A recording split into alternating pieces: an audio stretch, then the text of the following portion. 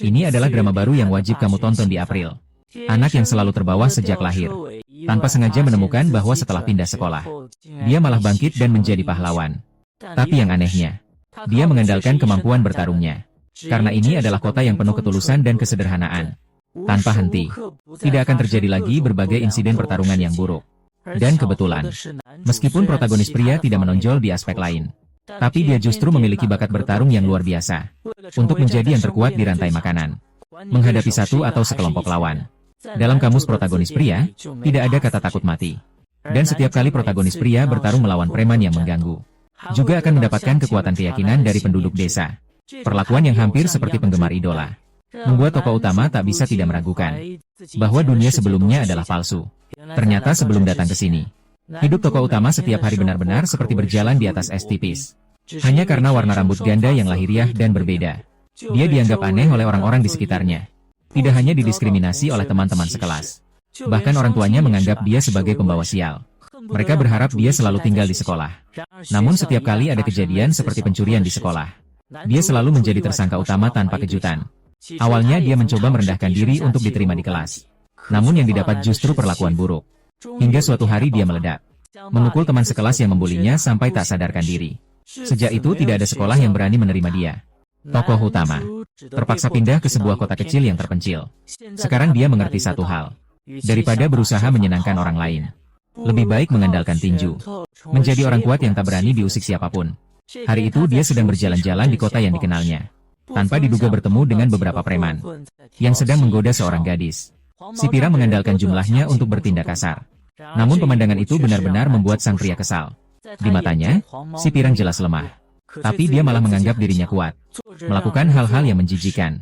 Melihat hal baik terhenti, si berambut kuning langsung memukul pria utama. Tanpa sadar yang jatuh berikutnya adalah dirinya sendiri. Tepat setelah pria utama menyelesaikan aksi penyelamatan pahlawan dan pergi dengan gaya keren, gadis itu baru tersadar. Langsung maju untuk mengucapkan terima kasih. Setelah memastikan bahwa ucapan terima kasih itu ditujukan padanya, tokoh utama yang belum pernah berbicara dengan lawan jenis seketika merasa bingung. Kemudian, untuk membalas budi, Kinie menyatakan ingin mentraktir makan. Meskipun tokoh utama berkata tidak lapar, tapi begitu nasi omelet disajikan, dia langsung merasa lapar. Setelah berbincang, mereka mengetahui ternyata Kinie adalah pemilik sebuah restoran. Dan kota ini karena masalah keamanan, sering terjadi perkelahian antar geng. Saat itu Kinie tiba-tiba mendekat. Dia ingin memastikan apakah tokoh utama memakai lensa kontak. Tak disangka, yang bersaing adalah yang langka dan alami. Namun tindakan ini membuat tokoh utama gelisah. Ini adalah pertama kalinya ada gadis yang sedekat ini. Dia secara naluriah mengira itu ingin berkelahi. Bagaimanapun juga, semua orang menganggap tokoh utama sebagai makhluk aneh dan menjauh darinya. Namun, Kinie menyatakan bahwa ia sudah lama berada di sini. Ia sudah melihat banyak hal aneh. Ia tidak akan menilai seseorang hanya dari penampilannya. Kemudian, tokoh utama mulai membicarakan tujuannya datang ke sekolah tinggi Fenglin. Konon, siswa di SMA ini semuanya adalah yang paling buruk nilainya. Setiap hari mereka bertengkar atau membuat keributan. Dan di tempat seperti ini, menjadi yang terkuat adalah tujuan utama sang tokoh utama. Karena tidak bisa menjadi siswa teladan, lebih baik jadi bos di antara yang paling buruk. Tapi Kinie, namun dia langsung melihatnya tersembunyi dalam hati sang pria utama. Meskipun di permukaan berkata ingin menjadi orang terburuk, tapi baik saat baru saja menyelamatkannya dari preman, atau mengingatkan kakek tua yang lupa membawa sesuatu. Kinie sangat mengerti pria utama. Pasti ada sesuatu yang buruk di masa lalunya sehingga seperti itu. Tapi bagaimanapun dia merasa pria utama datang. Datang ke SMA Fenglin memang tepat. Tapi sekaligus juga seperti menyiram air dingin. Yaitu dengan kondisi pria utama sekarang. Dia sama sekali tidak bisa mencapai puncak SMA Fenglin. Dan alasannya sangat sederhana. Karena rasa penasaran yang sia-sia. Pria utama awalnya berniat untuk melihat-lihat sekolah dulu. Namun tak disangka, gangster berambut kuning tadi mengumpulkan sekelompok adik laki-laki, sedang merusak di seluruh kota. Mereka menghalangi di depan tokoh utama. Jelas ingin merebut kembali pabrik. Tapi tokoh utama sama sekali tidak ingin peduli. Tapi Huang mau tidak tahu apakah harus hidup atau mati. Dengan tepat menebak zona bahaya tokoh utama. Cara Goni Mestocos Pelaga.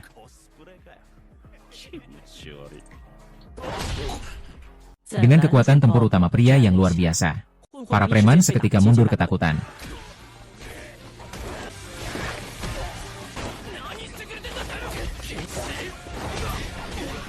Namun seorang yang berpengalaman justru menangkap Qinye yang sedang keluar untuk memeriksa situasi. Langsung dijadikan sandera. Di mata preman, ini adalah cara terbaik untuk menghadapi siswa SMA Feng Lin. Tanpa disadari, sang pria utama sebagai pendatang baru tidak peduli dengan hal ini. Dengan cepat melangkah maju dan menendang untuk menyelamatkan Qinye. Segera dikerumuni oleh para preman yang mulai panik. Mereka ingin menang dengan taktik jumlah orang yang banyak. Namun, sang pria utama sudah lama membaca pola serangan mereka. Tapi karena harus menjaga persahabatan yang erat, seorang preman menunggu waktu yang tepat untuk mengambil keuntungan dari lawan. Memberikan satu tusukan kepada tokoh utama pria. Melihat sebentar lagi akan dipukul dengan tongkat baseball. Namun rasa sakit yang dibayangkan tidak datang. Melainkan seorang pria yang mengenakan seragam sekolah Feng Lin berdiri di depan. Mendengar suara pria yang familiar, Qinye seketika merasa lega. Terlihat dia dengan cepat merebut tongkat baseball dari preman itu. Lalu memaksakan diri membengkokkannya dengan kekuatan paksa. Menanyai preman yang berani mengacungkan benda itu di kota. Seharusnya sudah siap untuk dipukul habis-habisan. Melihat jumlah preman, di antara para seniman dari Feng Lin tak bisa menahan kekaguman. Kalau tahu begini, cukup kirim 2 orang saja. Tak lama kemudian, perang pun segera pecah. 4 orang dari Feng Lin yang baru datang semuanya tampil luar biasa. Mudah untuk mengalahkan banyak orang sekaligus. Dan saat itu, yang membuat tokoh utama benar-benar bingung, adalah sebuah pemandangan yang muncul. Banyak warga desa bersorak dan memberi semangat untuk Feng Lin. Ini dijelaskan Qinye kepada tokoh utama. Semua ini bermula dari 2,5 tahun yang lalu. Saat itu, Feng adalah pemimpin SMA di desa tersebut. Di kota dibuat peraturan sekolah yang melarang memukul orang dan merusak barang. Tujuannya agar siswa tidak membuat keributan. Namun karena masalah keamanan, justru menimbulkan hasil yang tak terduga. Saat preman mencari masalah di kota, siswa SMA Feng Lin akan selalu beralasan mematuhi peraturan sekolah, menindak tegas para preman. Justru karena itu, sekelompok siswa yang disebut nakal itu, lama-kelamaan menjadi pelindung kota, dicintai oleh warga desa. Setelah mengetahui kebenarannya, pandangan dunia sang tokoh utama benar-benar berubah. Dia sama sekali tidak menyangka, suatu hari bertengkar tidak hanya tidak akan dibenci, malah akan diperlakukan seperti pahlawan dan diperhatikan. Menghadapi hal baik seperti ini, tokoh utama benar-benar tidak bisa menemukan alasan untuk menolak. Dengan begitu, seorang yang hanya bisa bertarung dan selalu di posisi terbawah, mulai membuka jalan kebangkitan sebagai pahlawan. Ini pasti anime penuh semangat yang wajib kamu tonton di bulan April. Tokoh utama hanya karena memiliki rambut setengah hitam setengah putih, hancur sejak kecil, lalu menjadi bahan tertawaan semua orang. Akhirnya dia memutuskan untuk menyerah saja. Bersiap menjadi penjahat yang dicap sebagai musuh bersama. Masuk ke sekolah menengah terburuk di daerah itu. Tapi yang tidak dia duga adalah remaja nakal di sekolah ini ternyata adalah pelindung warga setempat. Asal kamu berani mengenakan seragam sekolah di jalan, maka dalam waktu kurang dari 2,5 menit, kamu akan dikelilingi oleh tetangga-tetangga yang memberikan berbagai macam hadiah. Meskipun tokoh utama berniat menjadi penjahat yang sepenuhnya jahat, tapi siapa yang bisa menyangka bahwa orang seperti itu justru setiap hari tampil dengan wajah masam, melakukan hal baik dan berbuat baik. Hari ini dia baru saja menggendong seorang nenek yang sehat dan lincah ke restoran, tapi malah membuat nenek itu merusak rumahnya. Bagaimanapun, dia akan segera menjadi penguasa di sekolah menengah Feng Lin. Kalau setiap hari dia menggendong orang tua seperti ini, bukankah itu terlalu memalukan? Tapi nenek itu memang tidak mau dengar. Dia malah terus memuji dia. Langsung bikin tokoh utama yang sombong ini jadi bingung. Untuk menutupi rasa malu, dia cuma bisa berpikir, berusaha menghindari pandangan si cewek. Bagaimanapun, si cewek juga pernah mengalami. Jadi dia tidak berniat membongkar perasaan kecil tokoh utama. Namun saat itu juga, tiba-tiba datang seseorang. Pria aneh berkacamata. Paling takut udara tiba-tiba hening. Melihat orang bodoh ini yang bahkan label bajunya belum dibuka. Sang pria utama hanya bisa mengingatkannya dengan baik. Jangan bertingkah bodoh seperti itu. Namun yang lebih mengejutkan bagi tokoh utama, orang ini ternyata juga sama seperti dia. Adalah mahasiswa baru kelas 1 Feng Lin. Dan si pirang baru sadar kalau tokoh utama berasal dari luar kota. Tapi tokoh utama belum sempat berkata apa-apa. Tiba-tiba si pirang mulai mengamati rambutnya. Dia sudah sangat mati. Aku harus membuatmu cita listrik. Ternyata nama si rambut kuning adalah Qiuyan. Meskipun dia tidak berpengalaman dalam bertarung, tapi dia memiliki sebuah buku kecil yang mencatat berbagai kekuatan. Karena ciri khas tokoh utama tidak ada di sana, Qiuyan sempat mengira tokoh utama hanya datang untuk bersantai. Perlu diketahui bahwa pelindung angin di SMA Feng Lin adalah dewa pelindung kota ini. Jadi, orang luar seperti dia yang tidak ada hubungannya dengan kota kecil ini. Sebenarnya untuk apa? Harus datang ke Fengling untuk belajar. Mendengar pertanyaan yang aneh ini, tokoh utama tidak berniat memberikan penjelasan, melainkan hanya berkata dengan tenang, bahwa dia pasti akan mencapai puncak Fengling. Namun, kata-katanya belum selesai. Dijadikan Qiuyan sebagai orang yang tidak waras. Baik sekali, hahaha. Mendengar ini, sang tokoh pria langsung marah. Siap-siap menarik Qiuyan untuk berkelahi di luar. Namun, Qiuyan sama sekali mengabaikan ucapannya. Dia hanya menyapa pelayan wanita dan pergi. Di jalan menuju sekolah untuk melapor. Pria utama semakin marah semakin memikirkan kejadian tadi. Tapi saat dia merencanakan bagaimana mengatasi anak kecil ini, tiba-tiba dihentikan oleh abang penjual roti. Karena kemarin pria utama membantu mereka mengusir orang yang mengacau. Jadi sebagai ucapan terima kasih atas bantuan pria utama, mereka sengaja menyiapkan roti ternak di toko. Tokoh utama awalnya mengira ini kebetulan. Namun tidak disangka, seluruh tetangga di jalan itu sangat ramah padanya. Saat dia menyadarinya, hadiah dari tetangga sudah terlalu banyak sampai tidak muat lagi. Namun, saat tokoh utama tidak tahu harus berbuat apa, tiba-tiba saja dia ditarik oleh seorang wanita yang tidak dikenal di lengannya. Ternyata saat itu Qiuyan sedang dikeroyok oleh sekelompok orang. Karena Qiuyan menghentikan mereka dari mengganggu gadis itu. Jadi, seluruh kemarahan mereka dilemparkan ke Qiuyan. Meskipun Qiuyan adalah seorang yang lemah dan tidak pandai bertarung, tapi karena dia mengenakan seragam SMA Fengling, dia tidak akan membiarkan siapapun meremehkan Fengling. Qiuyan melawan dengan lembut. Hal itu membuat pemimpin kelompok itu sama sekali tidak menganggapnya. Setelah memperbaiki Qiuyan dengan cepat, dia bersiap untuk pergi bersama anak buahnya. Namun, Qiuyan yang tampaknya lemah dan tidak berdaya, justru sekali lagi memeluk erat pemimpin kelompok ini. Dan dia meneriakkan slogan Fengling.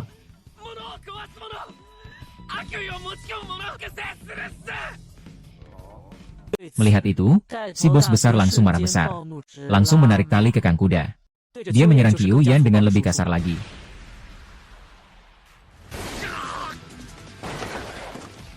Melihat bosnya ditendang terbang, anak buah yang marah langsung berteriak pada pemeran utama. Kau juga dari Fengling. Hanya sendirian, kau juga berani datang menyelamatkan temanmu.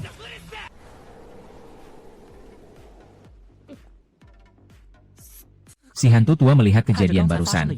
Qiuyan baru mengerti bahwa pria utama benar-benar tidak sedang membual tentang memuncaki puncak. Namun saat memikirkan penampilannya sendiri, air mata yang tak tertahankan mulai mengalir. Tapi pria utama bukan hanya tidak menertawakannya, malahan dengan suara lembut mengucapkan kata-kata penghiburan. Begitulah, Qiuyan benar-benar menjadi penggemar berat pria utama. Juga menjadi teman pertama yang dia dapatkan. Dan beruntungnya, karena mereka sama-sama siswa baru, mereka masuk ke kelas yang sama. Tapi tak lama kemudian Qiuyan mulai menyadari ada yang tidak beres. Dia melihat sebuah nama yang familiar di daftar nama. Karena orang itu terkenal sulit dihadapi. Jadi di perjalanan menuju kelas, Qiuyan terus mengingatkan si pemeran utama, harus rendah hati dalam berbuat baik. Bagaimanapun, lebih baik sedikit hal terjadi daripada terlalu banyak. Namun tanpa disadari, saat Qiuyan tahu terus berbicara tanpa henti, pria utama sudah lebih dulu melangkah. Sudah mulai melakukan pemanasan. Ucapan pria utama membuat Qiuyan yang ingin melindunginya langsung terpaku di tempat. Dan pemeran utama sudah melangkah maju satu langkah menuju pintu kelas. Namun melihat penampilan dan pakaian orang-orang di dalam kelas, pemeran utama tidak hanya tidak takut, malahan sedikit merasa bersemangat. Mungkin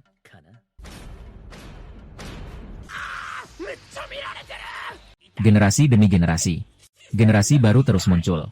Tepat pada saat itu, seorang pria bermata tutup menyapanya. Qiuyan langsung mengenali identitas pria itu. Penutup mata hitam, anting berumbai. Persis seperti yang tertulis di buku catatannya. Pria bermata tutup itu adalah Su Fang yang terkenal. Namun, dia agak berbeda dari rumor yang beredar. Karena dia terlihat lebih seperti pasien tahap akhir Chu Nibyu. Oh my god. 然而就在这时，眼罩男的表情却突然严肃了起来，而且还表示有重要的事要对男主说。眼看氛围越来越奇怪，男主也顺势做好了干架的准备。可殊不知下一秒， Pria bertutup mata menjadi penggemar kecil sang protagonis. Tidak hanya terus memuji sang protagonis kepada orang lain, tapi juga menceritakan kepada semua teman tentang prestasi gemilang protagonis yang bertarung sendiri melawan sekelompok orang kemarin. Ternyata lebih baik tidak diceritakan saja. Begitu disebut, semua orang langsung berkumpul. Karena mereka sudah lama ingin mengenalnya. Padahal sekolah belum mulai. Tapi dia sudah terkenal di jalan ini. Sebagai orang dari luar kota yang terkenal. Namun saat itu juga, Tiba-tiba ada bangku yang terbang entah dari mana. Jelas ini ada yang sengaja memprovokasi. Semua orang secara bersamaan menatap keluar pintu. Qiu yang menarik bajunya sang pemeran utama. Memohon agar jangan berhadapan langsung dengan orang ini, yang bernama Kanetaro Yamashita. Karena menurut catatan kecil di bukunya, orang ini, Yamashita, mungkin adalah makhluk paling menakutkan di seluruh sekolah. Setelah pemeran utama menghindari serangan hebat dari Yamashita, Shangxia juga mengagumi kemampuan pria utama. Dengan adanya lawan seperti ini, itulah yang diharapkan oleh pria utama.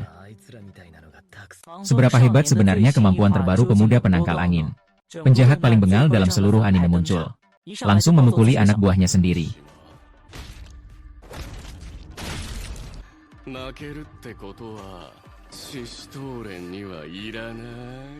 Dan pria yang berdiri di puncak hutan maple itu akhirnya muncul. Tidak disangka rambutnya tidak hanya putih, bahkan suaranya sama dengan versi 2.5. Ternyata beberapa menit yang lalu, tokoh utama baru saja masuk kelas, langsung mendapat provokasi dari yang berbulu panjang. Meskipun tokoh utama dengan mudah menghindar, tapi yang berbulu panjang juga bukan orang sembarangan.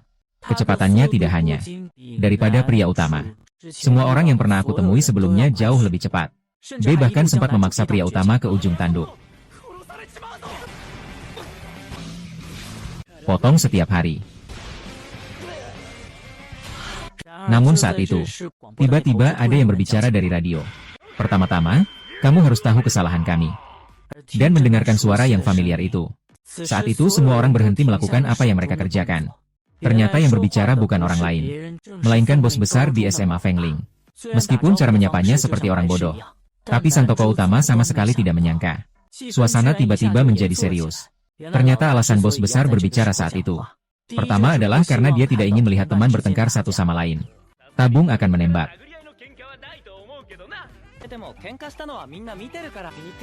Masing-masing.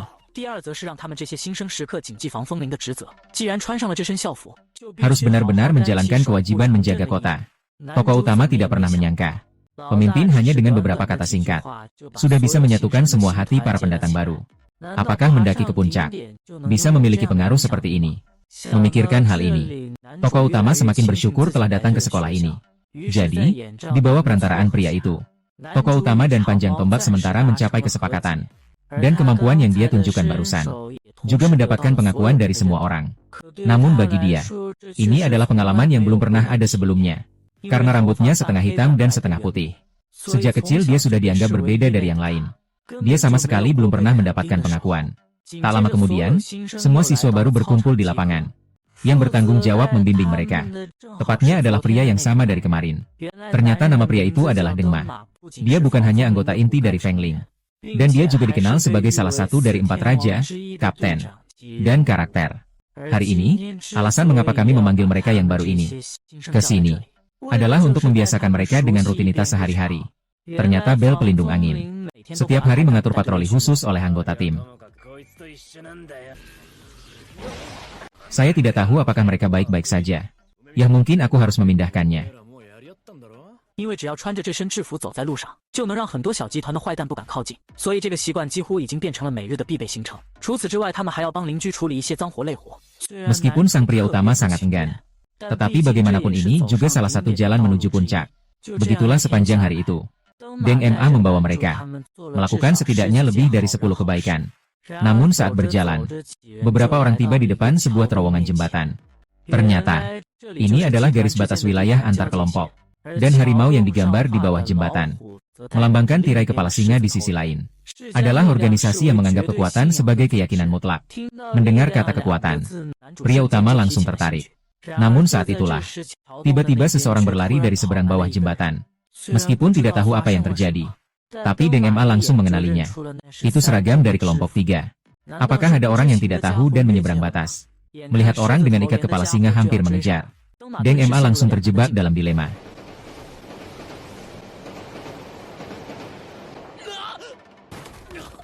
Baiklah sialan. Meskipun tokoh utama mereka bertindak tepat waktu, Qiu yang tampak sangat tidak percaya. Tokoh utama dan Chang Mao ternyata berani masuk ke wilayah musuh untuk memukul orang. Tapi keduanya sama sekali tidak menyangka. Orang-orang dari kelompok Shizito Lian bukan hanya tidak marah, malahan mengejek teman yang dipukul sampai pingsan. Namun tepat saat tokoh utama berpikir apakah harus memberi pelajaran kepada kedua orang ini. Sebenarnya, tiba-tiba datang seorang saksi yang mengenakan pakaian serupa. Pria saksi mengatakan, dia melihat orang yang mengenakan baju bordir yang sama. Dijatuhkan. Jadi dia datang untuk melihat keributan. Tapi Lampang sangat mengenal orang ini. Saksi pria itu adalah wakil ketua dari Lionhead Alliance. Aturan yang ditetapkan. Bagaimanapun juga, pria malas ini adalah orang kedua dari kekuatan yang berseberangan. Jadi untuk mencegah situasi semakin memburuk, Deng Ma terpaksa menjelaskan latar belakangnya. Namun siapa sangka pria ini tidak hanya tidak marah. Bahkan ia tampak sangat senang. Dengan bodohnya tersenyum, dia menyapa Deng Ma. Kebetulan ini adalah yang baru saja ditendang. Si rambut kuning yang pingsan itu sudah bangun. Dia dengan sangat angkuh melontarkan kata-kata kepada tokoh utama pria. Semburan air liur berterbangan kemana-mana.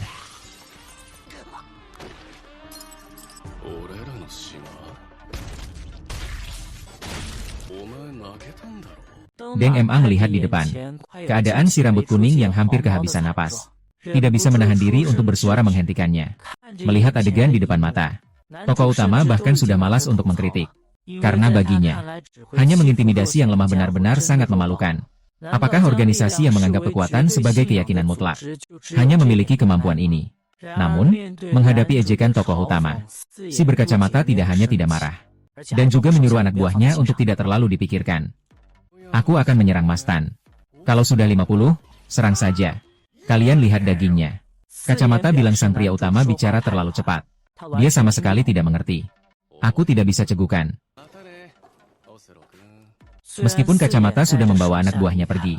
Tapi yang tidak diketahui adalah bahwa semuanya sebenarnya belum berakhir. Lampa baru memberitahu semua orang. Empat mata tidak hanya terlihat ramah di permukaan. Tapi dia juga orang yang membalas dendam dengan kejam. Namun, karena semuanya sudah terjadi, kita tidak bisa lagi duduk diam menunggu. Maka Lampa membawa semua orang kembali ke sekolah. Sekolah bersiap untuk melaporkan hal ini kepada ketua FNGLNG. Tanpa disangka, baru saja sampai di atap. Semua orang langsung bingung melihat pemandangan di depan mata.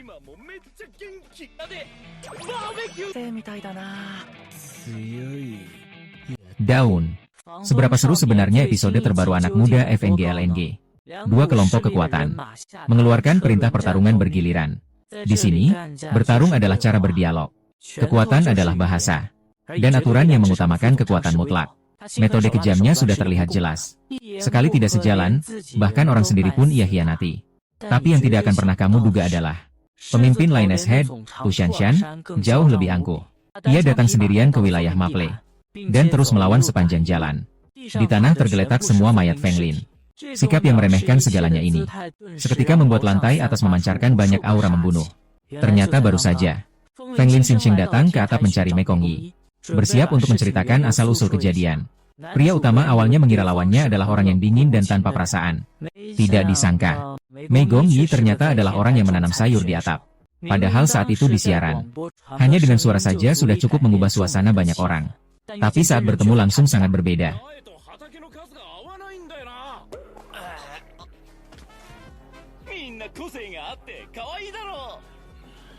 Siswa kelas 3 SMA yang dipukuli habis-habisan oleh singa kepala, kali ini mengumpulkan keberanian untuk menceritakan kejadian itu. Saat dia berpatroli di kota, dia melihat seseorang mencuri barang dari toko. Jadi dia terus mengejar lawan. Tak sengaja sampai ke wilayah kepala singa. Akhirnya mereka memukulinya dengan kejam. Untungnya, tokoh utama dan pria berambut panjang menyelamatkannya. Sementara siswa kelas 3 merasa sangat bersalah. Sekarang menjadi pemicu perang antara kedua pihak. Tapi Pak Mei sama sekali tidak menyalahkan siapapun. Sebaliknya, dia berterima kasih atas bantuannya. Kamu melakukan hal ini juga demi melindungi hasil dari kota ini. Kalau begitu, serahkan saja padaku. Tapi Huang mau mengatakan bahwa pahlawan utama yang menambah satu pukulan. Karena dia akhirnya mencari batu kura-kura sebagai akibatnya. Tapi pahlawan utama tak tahan lagi. Dia tidak suka melihat lawan bahkan menyakiti rekannya sendiri. Dengan cara seperti itu. Oke.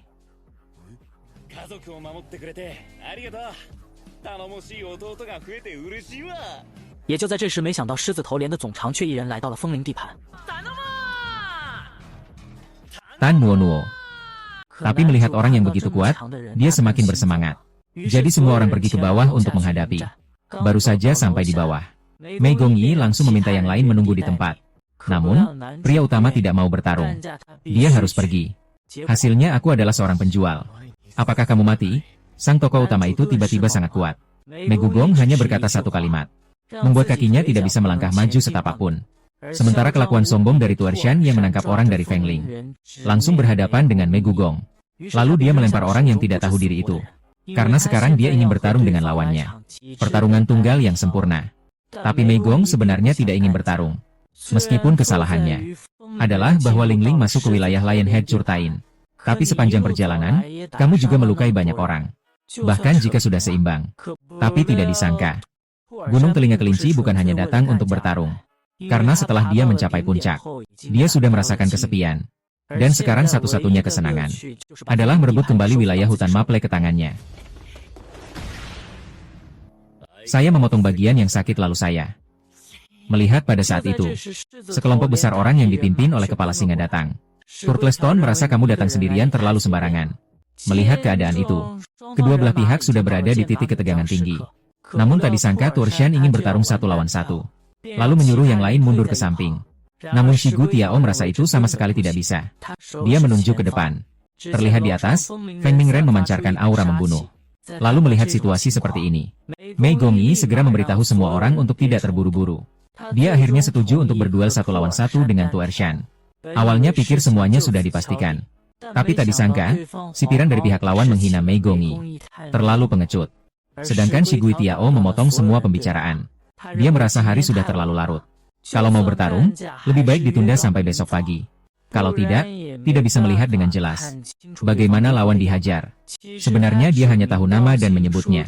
Ketika tokoh utama, Tuershan, melihat bawahan dan lawan memiliki konflik, langsung saja adakan perkelahian massal.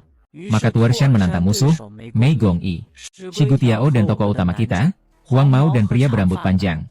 Dan orang ini memilih Su Fang dari Fenglin. Salah satu dari 4 raja, Dong, juga tidak berniat ikut bertarung. Namun detik berikutnya,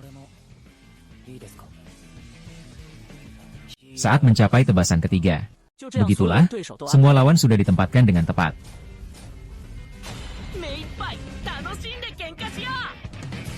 Hingga malam tiba, mereka tiba di restoran pemilik toko, bersiap menikmati waktu santai terakhir. Dan Mei Gongyi baru saja masuk, langsung bersikap manja kepada Qinye, serta mengeluarkan sayuran yang ditanamnya. Setelah matang akan diberikan. Su Fang menjelaskan bahwa ini adalah orang yang disukai Mei Gongyi. Sang tokoh pria langsung terkejut. Ternyata dia adalah pacarnya. Tapi sebenarnya bukan. Mereka sudah saling mengenal sejak kecil. Setelah mendengar kata-kata itu, tokoh utama pun merasa lega. Kamu sentuh Anna dan Okto, aku akan beli 1 kata. Keesokan harinya, mereka tiba di perlintasan rel kereta yang menjadi titik serah terima. Lalu semuanya langsung berjalan ke sana. Dan pihak lain juga sudah menunggu. Maka pertempuran sengit pun dimulai di sini. Ini adalah serangan paling hebat dari pemuda Windbreaker saat bertarung. Tak disangka, rambut terpanjang di bawah gunung justru paling tahan pukulan. Dan saat membalas, serangannya lebih kejam lagi.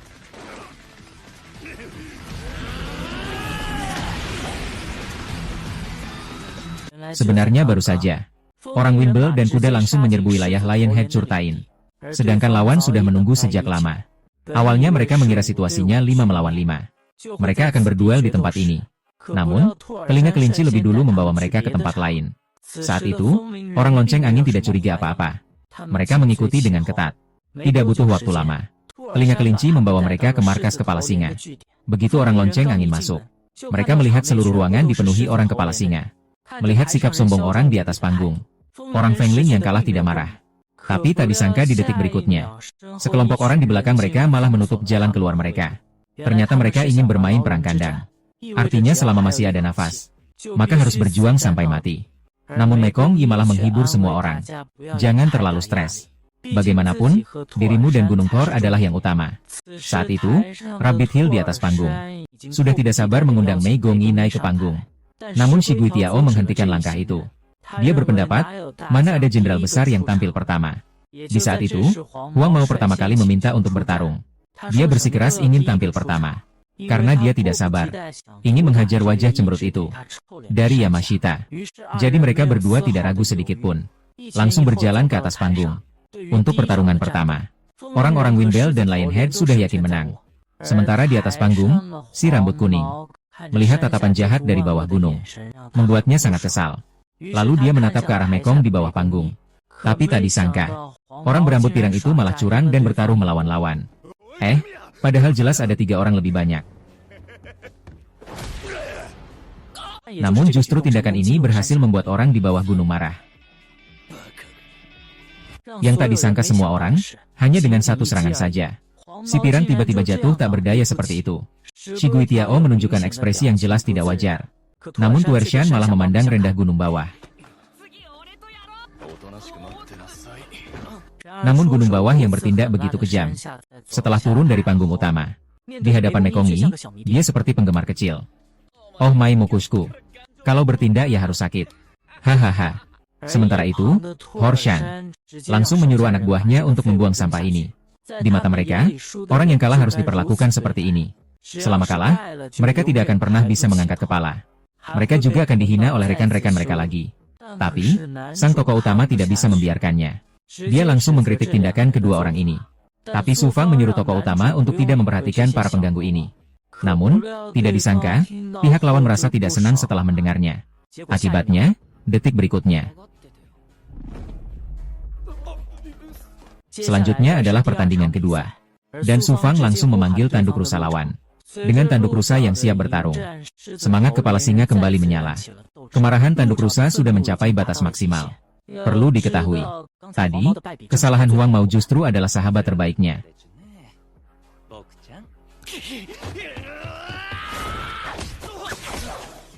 Tapi tidak disangka, Su Fang menggunakan Jiu-Jitsu. Dengan mudah menghindari satu pukulan lawan. Maka dia pun menunjukkan kemampuan seni bela dirinya. Sementara itu, Lu Zhao juga mulai panik. Lawan ternyata begitu mudah menghindari serangannya. Jika seperti ini, maka dia berencana menyelesaikan lawan dengan cara memukul tercepat. Namun kali ini, dia masih saja dibongkar oleh Su Fang. Kekuatan. Saat ini, kepala singa di atas panggung sudah marah. Dia terus mengutuk rekannya yang tidak bangkit untuk melanjutkan pertarungan. Namun, Lu Zhao sangat paham. Tidak peduli bagaimana dia mendorong, menarik, atau menangkap. Semua langsung dipecahkan oleh Su Fang. Terpaksa oleh tekanan di atas panggung. Dia tidak punya pilihan selain terus bertarung. Tapi semua ini sudah ditentukan sejak awal.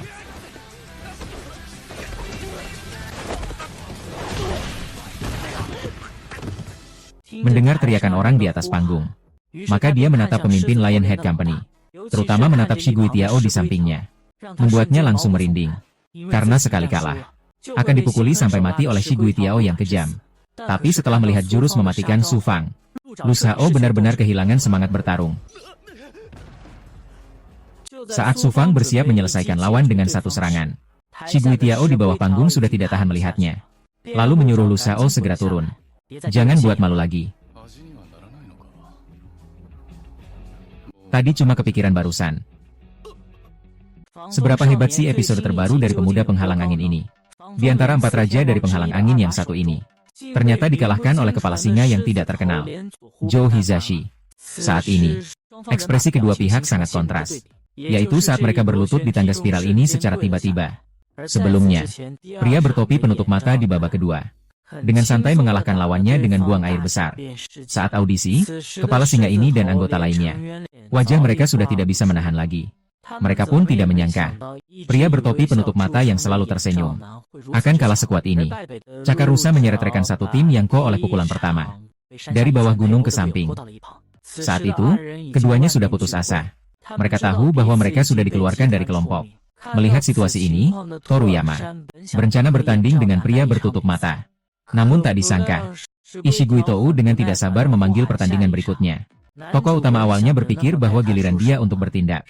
Namun tiba-tiba si pirang bangkit. Langsung menunjuk ke salah satu dari 4 Raja Langit di depan, Zhong. Sejak itu, Zhong tanpa banyak bicara juga bersiap untuk bertarung. Sementara tokoh utama hanya bisa terus menunggu pertarungan berikutnya. Sebelum kedua orang itu bertarung, sebenarnya mereka memiliki sebuah hubungan. Awalnya, Zhou awalnya berpikir akan mengikuti Zhong seumur hidup. Dan itu dengan tulus. Tapi tidak disangka sekarang keduanya berada di pihak yang berlawanan. Karena begitu, Zhou juga tidak berniat memberi ampun. Kata-kata harus ditepati, Zhou yang pertama kali menyerang. Langsung melancarkan serangan hebat untuk membunuh lawan. Sementara Zhong hanya bertahan secara pasif. Karena di mata Zhou, dia ini kakak besar. Tidak pernah menghargai dirinya sendiri. Jadi kali ini harus mengakhiri lawan di sini.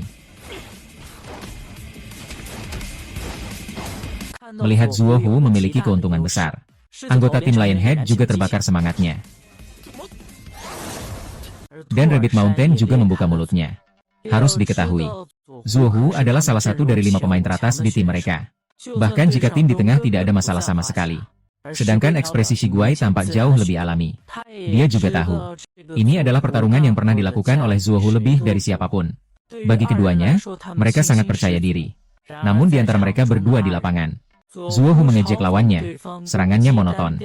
Hanya mengandalkan kekuatan fisik. Terus-menerus mengejek kekuatan lawan benar-benar menyedihkan.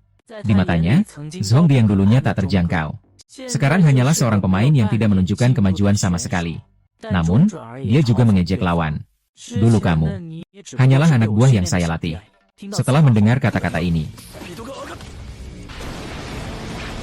tak disangka hanya dengan satu tendangan cambuk saja, langsung menjatuhkan yang di tengah, menjatuhkan tempatnya. Melihat situasi ini, Zuo Hu semakin meremehkan. Menurut pemikirannya, alasan mengapa yang di tengah menjadi begitu lemah adalah karena mengikuti nasib Naruto yang melawan angin. Tokoh utama langsung merasa tergerak. Sial. Bah.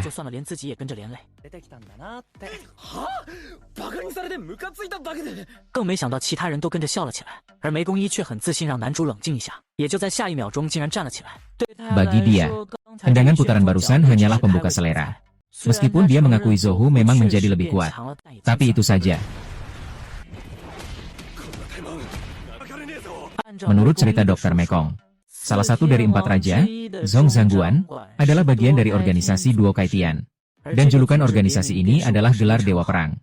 Artinya, sekarang Zhong baru mulai menunjukkan kekuatannya yang sesungguhnya. Bahkan Gunung Kelinci dan Ular Batu terasa sangat kuat. Namun yang sama sekali tidak diduga oleh Zuo Hu adalah bagaimana lawan bisa lebih kuat darinya. Zhong hanya berkeliaran di antara orang-orang santai, yang hanya menjalani hari-hari mereka dengan santai. Karena sebelumnya dia pernah mengalami bullying di sekolah. Zhong berjuang sendirian melawan semua orang demi melindunginya. Bahkan jika dia tidak mengajak teman-temannya secara aktif, akan ada banyak kekuatan hebat yang mengikutinya. Dan Zuo Hu juga ada di antara mereka. Di mata Zuo Hu, mengikuti orang ini adalah suatu kebanggaan. Namun, tak disangka saat kelulusan, Zuo Hu percaya, kakak pasti bisa berdiri di puncak Winbel. Dia berpikir untuk lulus tahun depan. Dia pasti akan membantu kabinetnya sendiri. Namun, dia hanya mengirim satu kalimat untuk mengusir pemikiran lawan. Sampai-sampai dia menyuruh Sahu untuk tidak ikut dengannya. Karena dia ingin mendukung seseorang bernama Mei Kun. Jadi, dia tidak akan mencapai puncak. Bahkan jika kamu datang, segalanya tidak akan berjalan sesuai harapanmu. Dan biarkan Sahu mencari tujuan hidupnya. Dan saat itu, Zuo Hu memang benar-benar tidak mengerti. Untuk melampiaskan ketidakpuasannya, dia terus membuat dirinya menjadi lebih kuat. Pada saat itu juga, bos besar dari Lioness Head mencari dia. Dengan terus terang mengajaknya bergabung dengan organisasi. Menurut aturan yang berlaku, ide kami adalah kekuatan sebagai segalanya. Keberadaan keyakinan. Jadi kamu datang ke sini hanya dengan kekuatan. Cukup kuat untuk diakui oleh semua orang. Ini juga sesuai dengan keinginan Zuo Hu. Dia hanya ingin bertarung dengan yang kuat saja. Dalam hatinya hanya ada keinginan untuk menjadi lebih kuat. Lalu mengalahkan Zhong Ge. Agar lawan menyesal atas kata-katanya waktu itu. Jadi sekarang dia sama sekali tidak boleh kalah. Bahkan jika dia ditembak di kepala, bagaimana bisa menyerah dengan mudah? Menurut cara berpikir dia tidak mungkin kalah dari orang yang rela menjadi bawahan Mei Gong. Namun yang tidak pernah dia pikirkan adalah, meskipun dia mengatakan hal-hal seperti jangan mengikuti dirinya, tapi dimanapun dia berada atau harus mengikuti arus, ini sama sekali tidak penting. Karena Zuo Hu selalu berharap teman setianya bisa memberitahunya, ikut denganku. Tapi di semua ini, sama sekali tidak diketahui bahwa saat ini anggota Lionhead sudah bingung. Mereka tidak menyangka Zuo Hu juga kalah total. Namun Tuer Shan sama sekali tidak peduli. Tapi wajah Shigui Tiao di sampingnya sudah berubah. Dia mengira bisa mengangkat sampah buku itu pergi. Tapi tidak disangka Zhong merasa tidak perlu. Dia sendiri yang mengangkat Zuo Hu turun. Karena dia tahu betapa kejam dan liciknya Shigui Tiao. Namun kejadian itu tetap melebihi perkiraannya. Shigui Tiao langsung datang dan ingin mengangkat Zuo Hu pergi. Saat itu, dia memegang lengan lawan dan ingin menangani kata-kata Zuo Hu. Tunggu sampai kamu selesai bertarung 1 lawan 1, baru kita bicarakan. Di mata dia, menghina anggota yang kalah hanya akan membuat kelompok menjadi lebih kuat. Dia sama sekali tidak percaya Namun, si Gui hanya tersenyum dan tidak berkata apa-apa. Jadi, kamu tunggu saja. Ini akan menjadi perkembangan cerita paling menggelegar dari pemuda penangkal angin. Dengan kekuatan mutlak sebagai keyakinan, kura-kura batu. Dia memiliki reputasi yang kejam. Semua itu didapatkan dengan kerja kerasnya. Sementara itu, protagonis dengan rambut setengah hitam setengah putih. Seperti anjing kehilangan arah, diangkat oleh lawannya. Baru saja terjadi. Anggota Lionhead League sudah kalah 3 pertandingan berturut-turut. Jadi selanjutnya giliran Shiguyao yang akan bertanding. Dia dengan tegas menyebutkan nama protagonis laki-laki. Perlu diketahui bahwa Shiguyao di dalam Lionhead League sudah menjadi sebuah simbol. Mereka sangat yakin pertandingan ini pasti menang. Bahkan lonceng angin juga menyadari suasana di tempat itu tidak sama. Dan saat tokoh utama baru masuk, dukungan dari teman-temannya terasa biasa saja. Tapi Mei Gongyi berbeda. Dia membuat tokoh utama dan lawannya bertarung sambil ngobrol. Hakson Hanashikoya King Kawatayaya. Meskipun tokoh utama tidak terlalu percaya bahwa bertarung itu benar, tapi dia tahu, orang dari Bozong terakhir kali sudah menyerahkan urusan ini kepadanya. Jadi dia tidak ada alasan untuk tidak serius. Pertarungan resmi antara kedua belah pihak pun dimulai. Namun Shigui Tiao dengan keren melepas kacamatanya dan langsung melemparkannya ke samping. Dia ingin menikmati proses ini dengan perlahan. Pertarungan pertama kedua belah pihak. Tokoh utama sudah agak bingung. Bahkan salah satu dari 4 raja di bawah panggung, Zhong, juga tahu. Meskipun dia tahu tokoh utama sangat ahli bertarung. Tapi pria ini, Shigui Tiao, benar-benar mendapatkan posisinya dengan tangan sendiri. Sedangkan tokoh utama malah mulai membalas dengan omongan. Bukankah kau ingin menikmati pertarungan perlahan? Kecepatan bertarungnya memang cukup cepat. Namun, Shigui Tiao yang mendengar itu berkata, itu hanya kecepatan dia sedikit mengeluarkan tenaga. Kalau begitu sekarang aku akan bermain denganmu pelan-pelan dengan kecepatan ini. Dan sang protagonis pun tidak mau kalah, ayo saja. Orang berambut pirang di bawah panggung sudah terkejut. Sang protagonis sudah kesulitan hanya untuk menghindar. Namun Mei Gongyi tidak merasa itu aneh. Bagaimanapun juga, kura-kura batu sudah menunjukkan sikap sebagai yang terkuat sejak dulu. Artinya, pertandingan ini sama sekali berbeda level dengan pertarungan sebelumnya. Tidak bisa dibandingkan sama sekali. Namun, saat ini kura-kura batu terus mengingat dendam terhadap kata-kata pria utama yang menyebut dirinya lemah di mulut terowongan. Jadi sekarang dia akan membalas dengan kekerasan terhadap lawan. Saat ini, semua anggota Lioness Head sudah meledak marah. Tak heran dia disebut Shigu. Dia tetap sekuat itu. Shigu, bagaimana mungkin pria utama malah sampai begitu keras kepala? Masih berani memberi petunjuk kepada orang lain. Hanya berpura-pura saja, kan? Harus tahu, hanya orang yang memiliki kekuatan yang berhak mengomentari orang lain. Jadi, sikapmu sebelumnya ternyata hanya mengandalkan nama baik Mekong. Setelah mendengar ini, tokoh utama dengan susah payah melayangkan sebuah pukulan. Namun, kekuatan ini hanya membuat si kura-kura batu tertawa. Namun, pada detik berikutnya, harus diketahui bahwa sebelum dia datang ke Fengling, dia benar-benar diasingkan oleh semua orang. Oleh karena itu, dia bertekad untuk meraih kesuksesan seorang diri. Jadi, dalam pertandingan ini, dia tidak boleh kalah, bahkan jika harus mati. Anggota tim Shizi di bawah panggung melihat kebangkitan mendadak sang protagonis. Mereka juga kebingungan. Di atas panggung, sang protagonis sekarang menyerang dengan tangan, terus maju untuk bertarung jarak dekat. Dia harus membuktikan, keyakinan lawannya hanyalah omong kosong.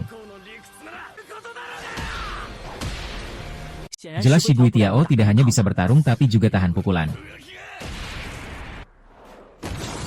Pemeran utama sama sekali bukan tandingan. Keyakinan mutlaknya sendiri. Bagaimana mungkin dihina oleh seseorang yang diinjak kakinya? Awalnya saya pikir tokoh utama akan kalah. Tapi tidak disangka dia malah mengangkat papan lawan. Dengan kerasnya dia menanduknya. Perlu diketahui, tokoh utama sampai mati pun tidak setuju dengan tindakan menganiaya yang lemah. Dan terus-menerus mengejek posisi lawan. Ternyata kepala singa itu hanya para komandan yang memukuli rekan sendiri yang sudah jatuh. Atau orang yang mengejar Bo Zongsheng kemana-mana. Menghadapi lawan seperti ini, gunakan apa yang kamu punya. Tapi tidak menyangka tendangan ini, ternyata Shigui Tiao tidak menginjak sang protagonis. Dan baru sekarang dia tahu kebenarannya. Ternyata anggota Lionhead sampai mengejar seseorang. Seorang murid Fengling yang seperti anjing yang kehilangan rumah. Jadi dia pamit sebentar. langsung berjalan menuju anggota Lionhead yang kalah di bawah panggung. Karena kelompok Lionhead sudah lama membuat kesepakatan dengan orang Fengling. Tidak ada yang boleh melewati wilayahnya masing-masing. Sekarang Shigui Tiao tahu. Ternyata masalahnya memang dari kedua orang ini. Dan dua orang ini ternyata berkata, karena belum pernah melihat orang yang mengeluarkan nomor pelajar itu. Mereka pun iseng untuk mengganggu sedikit. Setelah menjatuhkan kedua orang itu, Shigui Tiao tanpa ragu melepas pakaian lawan. Namun, ternyata Tuershan menjadi tidak sabar. Meminta Shigui Tiao untuk terus naik ke panggung dan bertarung. Setelah mendengar kata-kata itu, dia juga tanpa ragu naik ke panggung. Lalu langsung menantang tokoh utama. Kalau begitu, lanjutkan bertarung. Ternyata sebelumnya, Shigui Tiao sebenarnya bukan anggota Lionhead Squad. Namun dia berhasil mengalahkan semua anggota sendirian. Benar-benar menunjukkan kekuatan yang menghancurkan. Tak disangka, Tuershan justru datang ke tempat ini. Dia melihat Shigui Tiao ternyata begitu kuat. Tanpa banyak bicara, ia langsung ingin mengajak Shigui Tiao bergabung dengan kelompoknya. Tapi saat itu, Shigui Tiao jelas masih sangat bingung. Namun, Tuershan sama sekali tidak memberinya kesempatan untuk bicara. Ia langsung menarik lengannya dan membawanya pergi. Begitulah, atas perkenalan dari Gunung Telinga Kelinci. Secara bertahap Shigui Tiao juga bergabung dengan kelompok ini. Berhasil menjadi anggota dewan. Lambat laun hubungan keduanya menjadi semakin akrab. Dan pada hari itu Gunung Telinga Kelinci langsung memanjat ke atap. Menghadap Shigui Tiao. Mengucapkan kata-kata yang tak akan terlupakan seumur hidupnya. Yaitu menjadikan kekuatan sebagai keyakinan mutlak. Ini artinya, keyakinan ini tidak akan pernah menyerah pada siapapun. Menegakkan sumpah mereka sendiri. Dan memiliki kekuatan yang besar. Hanya untuk mendapatkan kebebasan. Bagi para anggota tua dari Kepala Singa ini. Juga tahu bahwa orang yang baru bergabung sangat hebat.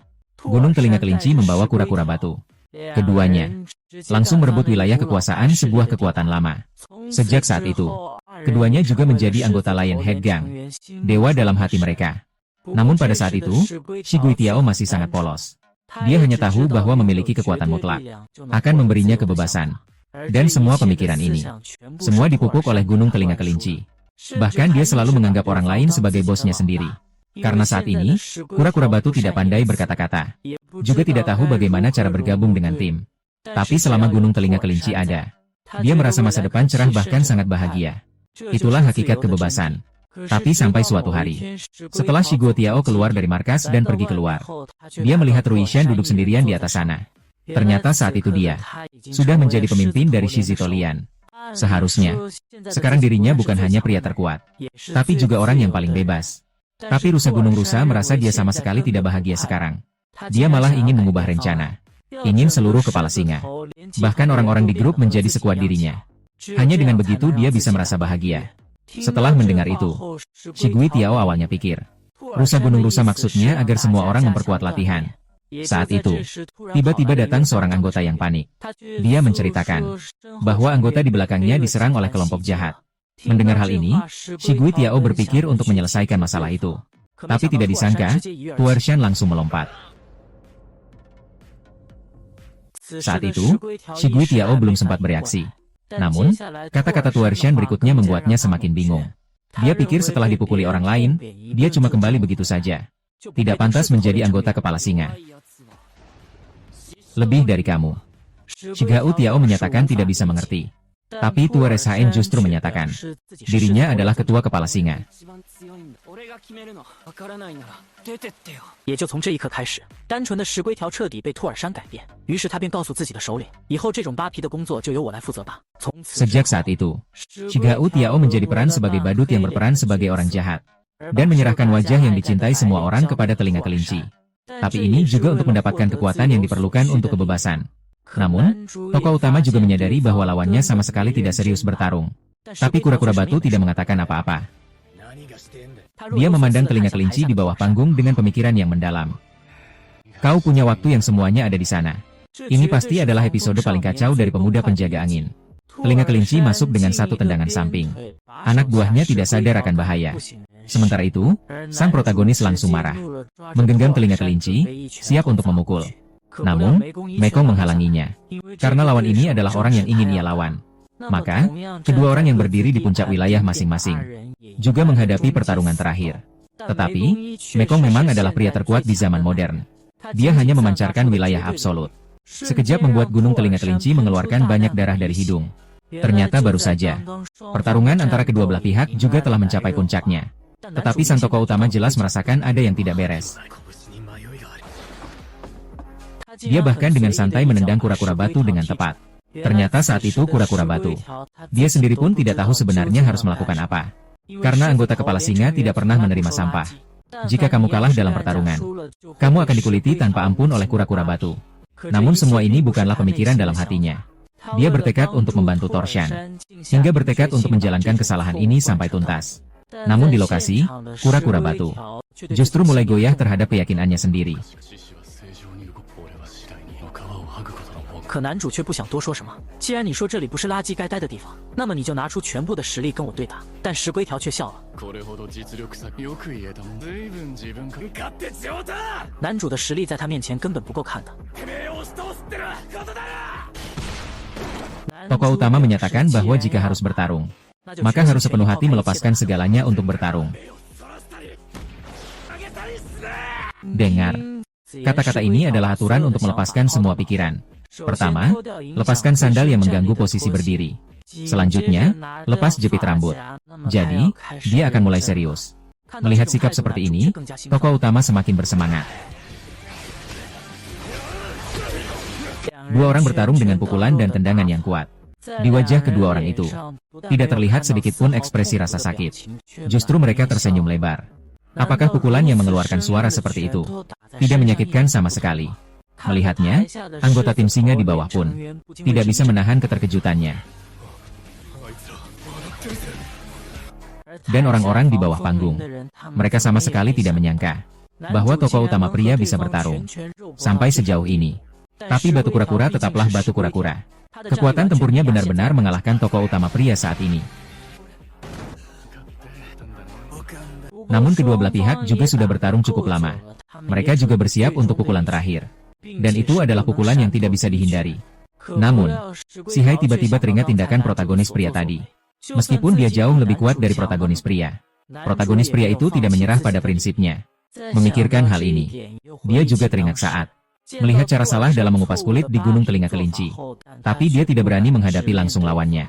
Lebih dari itu, dia tidak menjalankan keyakinannya sendiri. Tapi dia melihat keyakinan teguh dari tokoh utama pria. Ternyata inilah keberanian yang selama ini dia kurang. Justru saat kedua tangan mereka hampir mencapai titik kritis, kura-kura batu melepaskan pegangan, lalu dilemparkan ke udara oleh pukulan tokoh utama pria. Setelah mendengar kata-kata itu, tidak ada satupun yang tidak terkejut. Namun, tokoh utama langsung merasa tidak senang. Dia tidak bisa memahami mengapa lawannya sengaja mengalah. Saat itu, Torshan naik ke panggung. Dia sudah tidak sabar untuk bertarung dengan Mekong. Namun, tiba-tiba, batu kura-kura berdiri.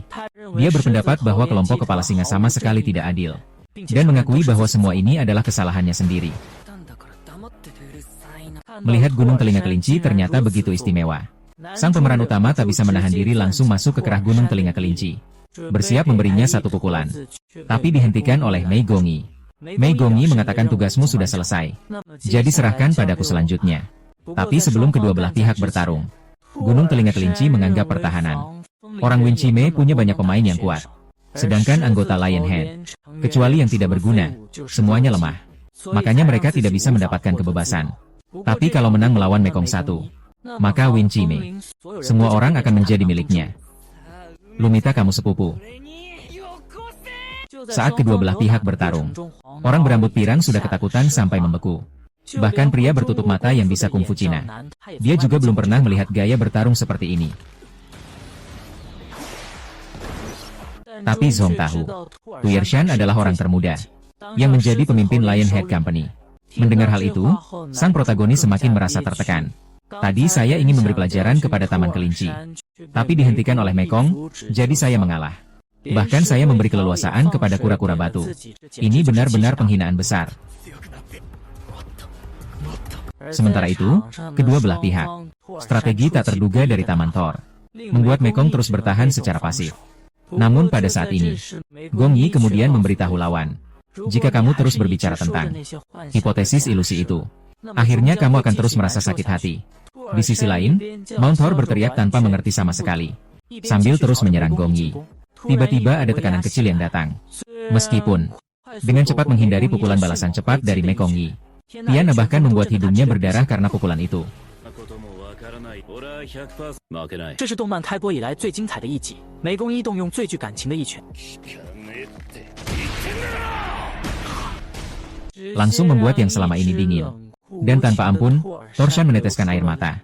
Namun hanya dengan pukulan itu, kejahatan yang dalam seperti jurang, membuatnya memilih untuk benar-benar berubah menjadi gelap. Ternyata itu baru saja terjadi.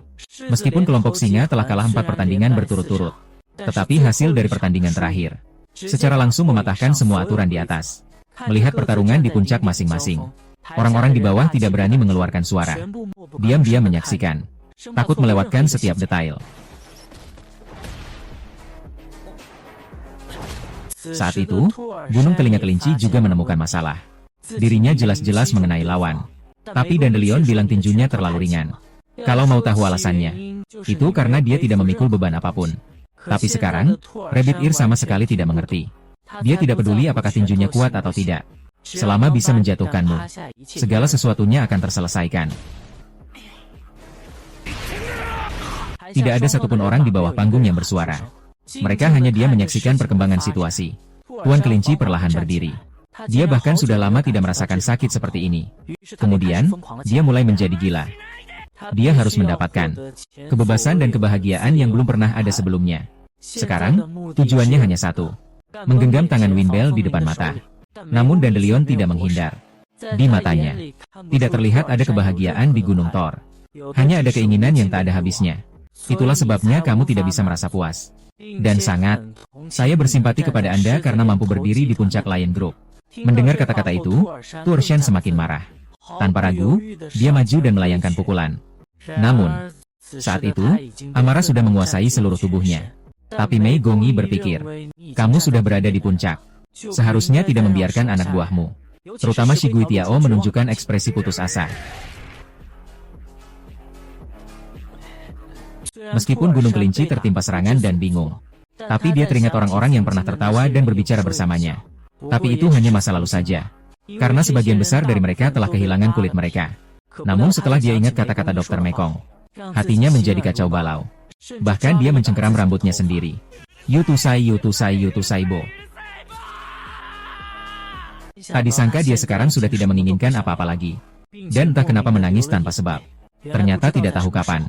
Dalam dunia pandangan tanah-tanah, segala sesuatu tampak menjadi abu-abu. Segala yang ada di depan sangat gelap dan dingin. Tidak peduli apa yang dilakukan, tidak ada minat. Hanya bisa membuat diri sendiri terus bertengkar tanpa henti, agar bisa memiliki sedikit semangat. Memikirkan bahwa Gunung Kelinci ini benar-benar runtuh.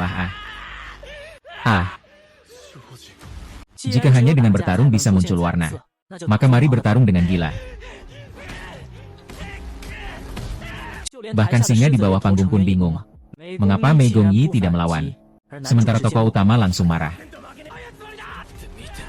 Tak disangka, kelinci di atas panggung pun bisa membuat dirinya sendiri kelelahan. Tak disangka Mei Gongyi malah meminta maaf kepada lawan. Ternyata dia tidak bermaksud memaksa lawan ke dalam keputusasaan. Saat ini, Torshan malah kembali menyerang dengan tinju. Di bawah pengawasan Mei Gongyi. Kalau kamu terus menyerah begitu saja, nanti juga akan mengulanginya lagi. Dan menahan rasa sakit. Benci ya, kami masih bisa membukamu. Untuk menarik Gunung Telinga Kelinci dari jurang, desainer berkata, tentang pertemuan pertama kita. Saat itu adalah sebuah kesalahpahaman yang sempurna. Tapi akhirnya kami saling memuji satu sama lain. Betapa polos dan tak berdosanya dirimu dulu. Sama sekali hanya seorang pria besar yang selalu tersenyum. Itulah saat-saat di mana kepalamu berat dan kuat. Dan di sekitarmu ada banyak pengikut yang rela mengabdi untukmu. Aku paling tidak ingin membuatmu marah. Suara lembut dari seniman, seperti hujan musim semi yang menyirami tanpa suara, menghidupkan jiwa yang kering di Gunung Telinga Kelinci, menerangi dunia batinnya. Aku tidak pernah berbuat salah. Tolong selamatkan aku. Tapi tiba-tiba Mekong Ying mengaum keras. Lalu datanglah serangan kepala besi. Ternyata jauh sebelumnya. Meskipun saat itu Torshan belum menjadi pemimpin, namun semua anggota memusatkan perhatian padanya. Saat itu dia sangat bahagia. Harap waktu seperti ini bisa selamanya berlangsung. Tapi tak disangka saat dia menengok ke belakang, dia sudah berada di suasana yang gelap gulita. Semua orang sudah tiada. Hingga saat ini dia melihat batu kura-kura. Dia berencana untuk pergi ke masa lalu, tapi malah jatuh ke dalam jurang. Saat dia membuka mata, Tatapan sedih kura-kura batu menatap dirinya. Sementara semua orang di bawah panggung tetap diam. Saat itu, dia baru ingat bahwa dia sudah kalah dari Mei Gongyi. Tapi dia juga bermimpi tentang masa lalu. Saat itu semua orang tersenyum. Sekarang sepertinya dia benar-benar mengerti apa itu kebahagiaan. Asalkan semua orang bahagia. Jadi, dia sendiri juga akan merasa bahagia. Jadi, setelah semuanya selesai, kamu tersenyumlah saja. Ternyata, saat itu dia sama sekali belum memahami Tuo Shan. Mengapa dia merasa sakit? Makanya dia menjauhkan semua orang darinya. Karena, Shigu Tio juga tidak ingin Tuo Shan menyakiti semua orang. Dia bahkan tidak ingin Tuo Shan dibenci oleh semua orang. Meskipun melakukan pekerjaan seperti mencuci pakaian teman. Bukanlah keinginannya sendiri. Tapi demi Tuo Shan, dia memaksa untuk terus melakukan kesalahan ini sampai tuntas. Sejak saat itu, Shigu Tiao kedua tangannya penuh dengan sepatu teman-temannya. Namun di dalam hatinya dia memikirkan penyembuhan. Ada orang, tapi dia tahu. Saat itu, Gunung Rebit sudah tergerus oleh dorongan hitam. Namun, meski tahu itu salah, dia tetap memilih jalan yang gelap. Namun, dia terbangun oleh kata-kata tokoh utama. Tidak, Tuan-Tuan. Saya bisa memberitahu Anda, Tuan. Sekalipun lawan sekuat apapun, juga tidak akan mengkhianati hati nuraninya sendiri. Tapi Shigu Tiao tetap meminta maaf kepada Tuo Shan. Go Mei, tolonglah. Dia merasa seharusnya saat itu langsung bertengkar denganmu. Hanya dengan begitu kita bisa mencari jawaban bersama. Namun Tuo Shan juga menceritakan dirinya saat itu, setelah menjadi pemimpin kelompok singa. Mereka mengira itu adalah saat tersenang. Seperti mengejar peti harta di puncak gunung. Mengira begitu jika mereka membukanya. Mereka akan mendapatkan kebebasan dan kepuasan. Tapi saat mereka membukanya, semuanya hilang begitu saja. Sejak saat itu, pandangan dunia mereka benar-benar runtuh. Mereka sama sekali tidak tahu harus kemana di masa depan. Kekosongan hati yang belum pernah dirasakan sebelumnya. Oleh karena itu, dia menyalahkan semua perasaan itu kepada semua orang. Di mata gunung telinga kelinci. Selama semua orang di kelompok bisa menjadi lebih kuat, itulah tujuan yang harus dikejar. Jadi semua ini bukan karena kamu, Shigu Yao, yang mengambilnya. Ketika mengingat kembali, aku sebenarnya sudah lama bebas dan bahagia. Dan juga membuatmu. Turtle juga ikut merasakan sakit bersamaku. Semua ini salahku. Mendengar Mountain Rabbit mengungkapkan perasaannya seperti ini, Turtle menangis seperti anak kecil. Melihat Turtle sedih dan menangis, Mountain Rabbit akhirnya menangis untuk pertama kalinya setelah sekian lama. Queen Nazi lalu, Tuo Shan berdiri ingin mengakhiri hubungan dengan lawannya. Dia datang di depan Mei Gongyi, melepas jubahnya. Sejak saat itu keluar dari kelompok singa Liantou, dan menyerahkannya kepada Mei Gongyi. Sementara itu, Shigu Tiao tidak ragu sedikit pun, juga melepas jubahnya. Namun, Mei Gongyi menolak tawaran tersebut. Pemandu Yao. Dia tidak memiliki niat untuk memperbesar kelompoknya. Bagaimana kalau, mulai hari ini, kedua kelompok kita menjadi teman? Bisa memberi. Saya. Kalau tidak, dia akan terus salah dan salah lagi. Melakukan pekerjaan yang mengupas kulit. Tak bisa dipungkiri. Sekarang tokoh utama pria tidak memiliki kekuatan terkuat. Tapi dia punya keahlian sebagai ahli bicara yang hebat. Tepatnya tadi baru saja, Mei Gong mengalahkan semuanya. Di belakang kepala kelompok kepala singa. Berhasil membuat lawan tersadar dari dorongan hitamnya. Akhirnya, kedua pihak saat itu menjadi sekutu. Mereka yang tak saling kenal karena bertarung, mengadakan pertemuan di atap gedung. Meskipun Lei Mei digigit di leher oleh Gunung Thor, tapi sama sekali tidak mengurangi kebahagiaannya saat makan. Namun tak disangka sang pria utama adalah pekerja kantor. Dia tidak bisa memahami sama sekali. Dua pihak yang tadi saling berhadapan hidup dan mati, sekarang malah duduk bersama makan. Saat itu, Dr. Mei Gong menyadari bahwa Shigu Tiao menundukkan kepala tanpa berkata apa-apa. Malahan berlutut, dan meminta maaf. Dengan mengatakan, semua ini bermula dari kesalahanku sendiri. Baik korupsi kelompok singa kepala gabungan, atau pertarungan kedua belah pihak. Mendengar hal itu, telinga kelinci jelas merasa sangat sedih. Maka dia juga berlutut. Orang lonceng angin melihat sikap keduanya. Sementara itu juga bingung harus berbuat apa. Tapi Lei Gongyi bertanya pada pria utama, memintanya memutuskan apa yang harus dilakukan. Ini benar-benar membuat tokoh utama bingung. Saat mengingat setiap hal yang dilakukan oleh Shigu Tia sebelumnya, baik dari awal yang mengkhianati rekan, atau terakhir bertarung dengan dirinya sendiri. Dia berpikir Shigu Tia harus menjadi sosok yang keren. Tidak bisa melakukan hal-hal yang begitu payah lagi. Melihat semuanya berakhir di sini, Mei Gongyi pun tersenyum bahagia. Meskipun mata Tuershan sudah kehilangan semangat, tapi dia tidak bisa mengerti. Mei Gong jelas sudah mencapai puncak. Mengapa dia masih bisa begitu bahagia? Namun jawabannya ternyata karena dia sendiri suka makan. Orang lain memang bingung. Hanya Tuershan yang benar-benar berubah. Dia merasa dirinya juga sangat suka makan. Ternyata di mata Mekong, kebahagiaan adalah makan dan minum bersama teman sejati. Bahkan hal yang menyebalkan pun bisa dilalui dengan senyuman. Saat Tu Herishan mengingat, masa saat berdiri di puncak itu, juga sangat bahagia bersama teman-temannya. Namun dia sendiri tidak menyadarinya. Sebaliknya malah membuat dirinya terjebak semakin dalam pemikiran yang salah. Selanjutnya, ada satu masalah di Gunung Telinga Kelinci, yaitu, mengapa Dandelion ingin berdiri di puncak. Sebenarnya alasannya sangat sederhana. Selain bisa makan dan minum dengan bahagia bersama semua orang, warga Maple Forest selalu ditekan oleh berbagai kelompok preman. Karena itu, berdiri di puncak bukanlah tujuan. Tetapi setelah berdiri di puncak, ada hal-hal yang ingin dilakukan. Mendengar kata-kata itu, Tuershan tiba-tiba tercerahkan. Ternyata dirinya sebelumnya tidak memiliki sesuatu yang dijaga. Hanya memikirkan bagaimana membuat kelompok menjadi lebih kuat. Namun Mei Gong juga berkata, dirinya bisa berdiri di puncak sepenuhnya karena dukungan semua orang. Karena semua orang mengakui apa yang ingin aku lakukan. Dan semua orang bersedia memberikan bantuan. Jadi keinginanku juga menjadi harapan bersama semua orang. Dan karena itulah, untuk mewujudkan harapan ini, tidak peduli seberapa sulit atau tidak masuk akal, dia pasti tidak akan pernah menyerah. Inilah kekuatan yang membawa misi. Tuershan merasa lega setelah memikirkan hal ini. Ternyata tinjunya terlalu ringan, karena tidak ada keyakinan apapun. Sekejap mata, saatnya sudah tiba untuk mengakhiri. Setelah mengucapkan selamat tinggal kepada mereka, orang-orang dari angin pelindung juga berencana kembali ke wilayah mereka. Dan mengundang kelinci untuk makan besar di hutan Maple lain kali. Sebelum pergi, Tuan Mei teringat roti kacang merah yang dibelinya saat itu. Lalu diserahkan kepada Gunung Telinga Kelinci dan pulang ke rumah.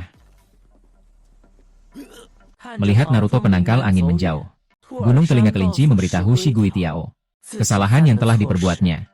Bukan sesuatu yang bisa diselesaikan hanya dengan minta maaf. Shigui Tiao juga berpikir, apa yang sudah dilakukan tidak akan hilang begitu saja. Jadi selanjutnya harus bagaimana memperbaikinya. Jadi, kura-kura batu membagikan roti kepada Gunung Telinga Kelinci setengahnya. Dia berharap kali ini kita bisa mencari jawaban bersama. Hahaha. Kalau begitu ambil sedikit. Ambil sedikit seperti papan pendek. Melihat Gunung Telinga Kelinci menunjukkan senyum yang sudah lama tidak terlihat. Kura-kura batu tidak bisa menahan air mata. Gunung Telinga Kelinci bercanda. Banyak sekali. Melihat sinar matahari yang hangat, kura-kura batu dengan senang hati berkata, Gubernur Mei memimpin semua orang kembali ke angin. Lalu terlihat siswa SMA yang menjadi pemicu meledak berlari mendekat. Melihat dia yang ingin bicara tapi terhenti, Gubernur Mei mengelus kepala orang tersebut. Menunjukkan bahwa semua yang diberikan kepada kami sudah beres. Kan semuanya sudah kembali dengan baik. Mendengar kata-kata ini, Guo Zongsheng terharu hingga menangis terseduh-seduh. Kemudian mereka menuju restoran Kinye. Dan begitu sang tokoh utama masuk, dia berniat untuk pergi. Namun, Mei Gongyi tiba-tiba menarik sang tokoh utama. Dia ingin berbicara. Langsung bertanya kepada sang tokoh utama, bagaimana berbicara dengan kura-kura batu. Tapi sang pria utama sangat bersemangat. Saat itu hanya fokus bertarung pura-pura. Sama sekali tidak saling berbicara. Mendengar kata-kata ini, Mei Gongyi tersenyum. Ternyata sang pria utama memahaminya seperti itu. Ia lalu menjelaskan bahwa yang disebut tinju adalah bahasa. Makna sebenarnya bukan bahasa yang diucapkan. Karena tinju, ini adalah cara komunikasi yang lebih primitif daripada bahasa. Kalau tidak, saat itu kamu berbicara dengan Shigui Tiao dan mulai menyukainya. Baru terpikir untuk memukul dan membuat Tuershan. Bukankah ini bukti terbaik bahwa kalian sudah berbicara? Dulu, Mekong begitu mendengar ada orang asing datang ke kota. Jadi merasa sangat penasaran, orang seperti apa ya? Namun setelah mengamati selama 2,5 hari, saya memastikan satu hal. Tokoh utama adalah orang yang adil. Jadi, Mekongin sangat senang. Tetapi tokoh utama tidak mengerti mengapa dirinya bisa dipahami dengan begitu mudah. Entah itu warga kota, orang-orang di sekolah Fengling memang seperti ini. Harus tahu tujuan utama si tokoh pria datang ke Fengling, yaitu untuk berdiri di puncak Fengling. Di kehidupan sebelumnya, di tempat tinggalnya, tidak ada satupun orang yang bisa menerima rambutnya yang setengah hitam setengah putih dan pupil matanya yang aneh. Itulah sebabnya aku menjadikan kekuatan sendiri sebagai tujuan. Hanya untuk mencapai puncak agar aku bisa mendapatkan pengakuan. Tapi sejak aku datang ke sini, aku baru sadar. Untuk mencapai puncak, aku tetap membutuhkan kekuatan orang lain. Tapi aku sama sekali tidak bisa menerima orang lain. Aku benar-benar tidak tahu apa yang harus dilakukan selanjutnya. Tapi jika tidak ada seragam kerja berikutnya, aku benar-benar membuka hati sang tokoh utama. Bukankah kamu sebelumnya ingin memahami batu kura-kura? Bukankah sekarang kamu sudah berhasil? Lalu sang pria teringat saat King Ye berkata padanya, kamu belum benar-benar menyerah pada orang lain.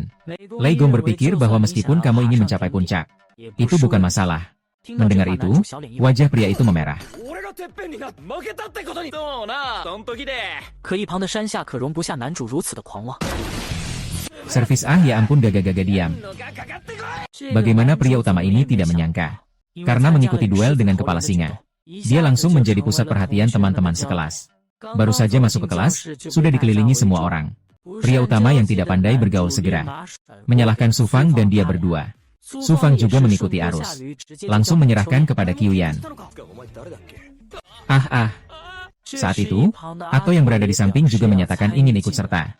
Setelah mendengar, Ato yang cerewet berkata, dia bersedia mengajak semua orang ke restoran untuk merayakan. Tapi semua orang mengatakan ada urusan dan tidak bisa pergi. Tokoh utama, Su Fang dan Qiuyan bertiga benar-benar tidak bisa menolak dia. Akhirnya mereka mengikuti dia ke sebuah toko. Pria utama merasa, ini bukan tempat yang menyajikan hidangan lezat.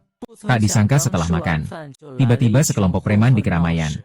Hanya karena baru saja mereka diselamatkan dari gadis yang diganggu. Sekarang kelompok preman ini datang mencari masalah. Dengan keras kepala ingin membawa pergi gadis itu. Namun sekolah tempat sang pria utama terkenal karena memberantas kejahatan. Dalam kehidupan sehari-hari, banyak sekali preman yang ditemui. Kini sang pria utama melihat pemandangan ini.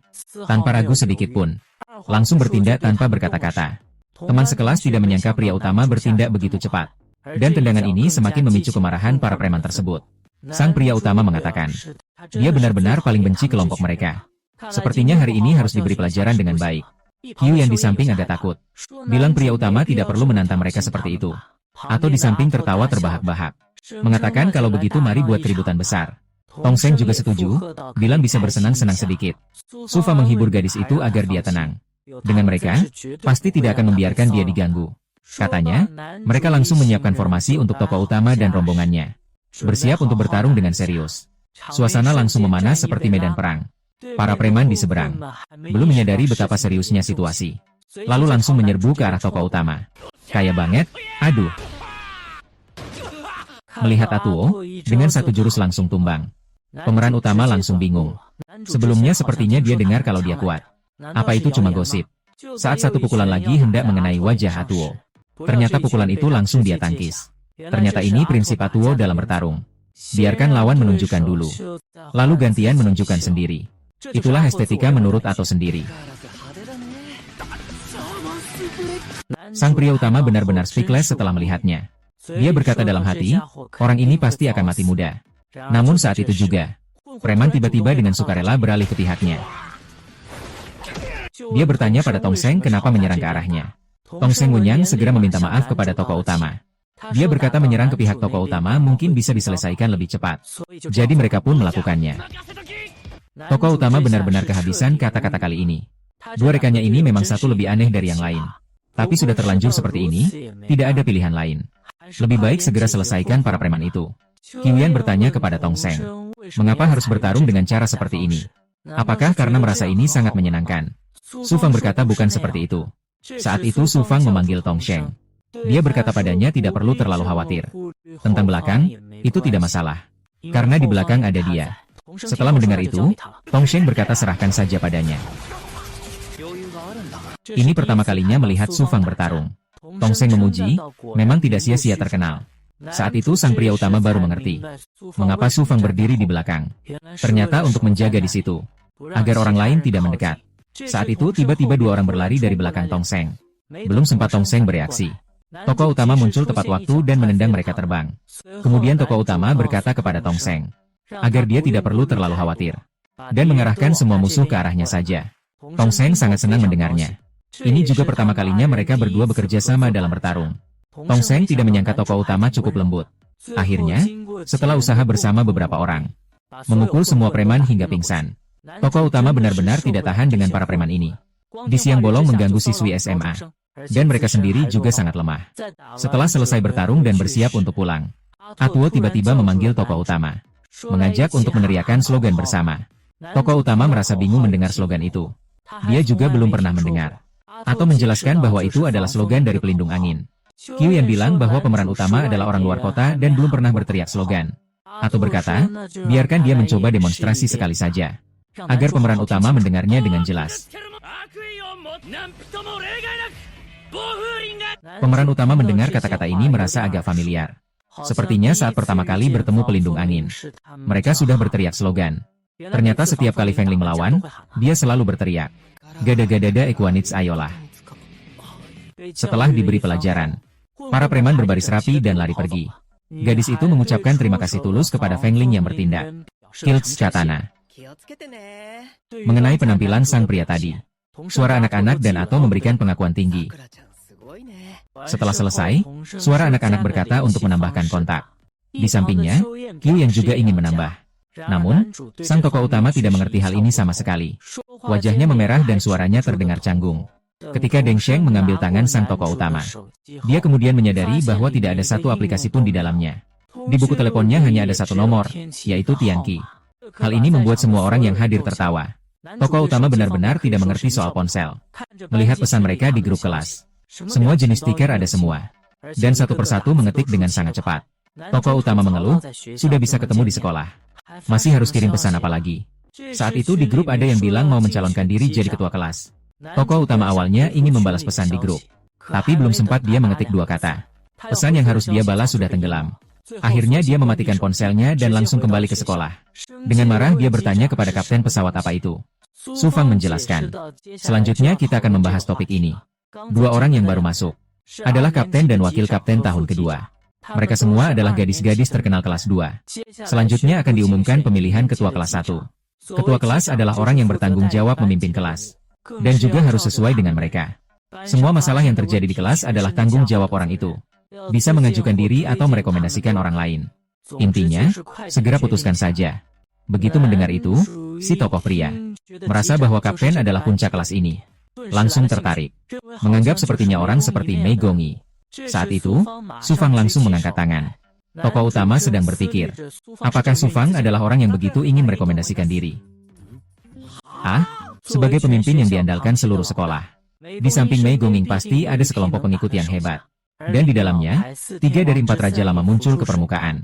Di antaranya ada 2 wanita kuat. Melihat situasi seperti ini, semua pemimpin kelas 1 dan 2 berdiri tegak. Ternyata baru saja Su Fang di depan seluruh kelas, menunjuk si tokoh utama sebagai pemimpin kelas. Saat itu, Dahi juga ikut berpendapat. Dia sangat mengakui penampilan pria utama belakangan ini. Begitu pula dengan rekan-rekannya. Perempuan polisi bahkan memberikan tanggapan yang lebih kuat. Sialan, sialan. Ibu, pria utama langsung panik. Tapi dia malah menganggap bahwa ketua tim harusnya dari Yamagami. Tapi Yamagami malah menunjukkan ekspresi muak. Ini benar-benar bikin pria utama bingung. Karena dia sama sekali tidak tahu harus berbuat apa. Tapi tidak disangka saat itu murid-murid lain juga mulai berbicara. Kamu harus jadi ketua besar ini. Bagaimanapun juga kamu bisa mengalahkan Shigui Tiao dari grup Singa. Apalagi bahkan 3 orang yang kuat merekomendasikanmu. Kami juga tidak keberatan. Dan saat itu Su Fang pun angkat bicara. Jika kamu bersedia jadi ketua besar, aku yang akan jadi wakil ini. Lalu wakil yang lain diberikan langsung kepada Yu Jing. Sekarang tokoh utama nggak bisa tahan lagi. Sepertinya nggak bisa jadi bos besar kayak gini. Krasno Debimi Dinamonba juga di sini. Vielan yang memegang Panji di kelas 12 malah nggak senang. Cuma milih ketua kelompok aja kok. 在尾莲眼里，这些人不都拥护你吗？所以就没必要再墨迹了。 Noni Chotini ya pak. Apa yang kamu lihat hasil seperti ini? Tokoh utama meragukan Kabon di atas panggung. Bukankah kamu ketua kelas 2? Kenapa dia yang memutuskan? Tapi Kabon menyuruh tokoh utama untuk tidak bicara sembarangan. Karena Wei Lian adalah pemimpin mereka. Sebelum tokoh utama sempat terkejut. Di atas panggung, ke Ben langsung mengangkat ketua kelas baru untuk siswa baru. Akhirnya, tokoh utama pria hanya bisa tersipu dan mengiyakan. Ngomong-ngomong, dia membuatkan grup untuk siswa baru. Hingga setelah pulang sekolah, tokoh utama pria bersama 2 wakilnya berpatroli di jalan Saat itu, seorang nenek tua mendatangi mereka. Dengan panik menceritakan bahwa anaknya hilang. Setelah mendengar itu, Wei Lian memerintahkan asistennya untuk mencari. Sementara dia berjalan seperti tidak terjadi apa-apa.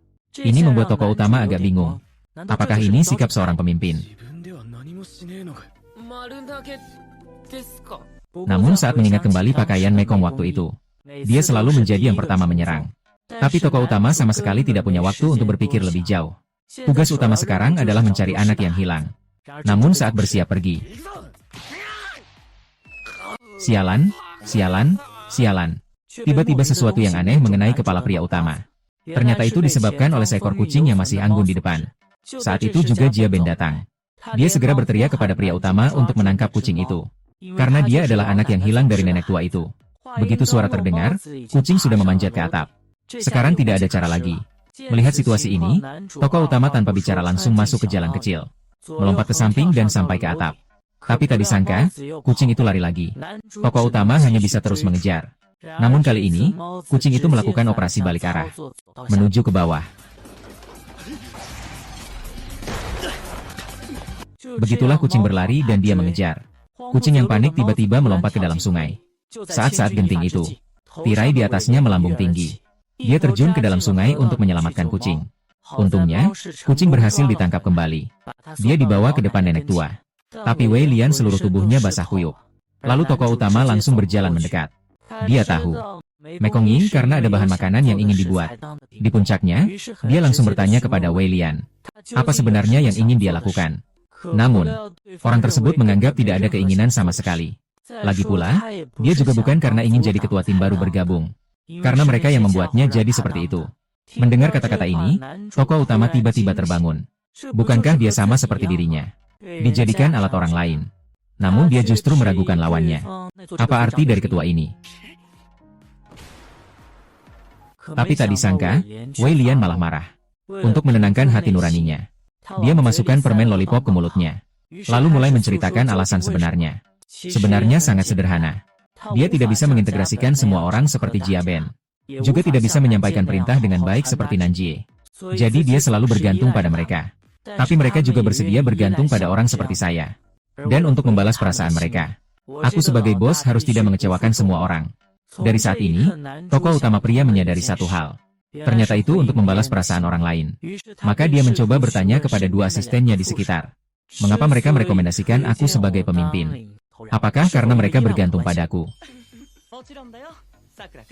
Setelah mendapatkan jawaban pasti dari mereka, tokoh utama pria di ruang kelas meminta Yu Jing untuk memberitahunya nama semua orang di kelas. Saat Yu Jing bersiap untuk mulai berbicara, dia justru menyadari bahwa informasi di kelas terganggu.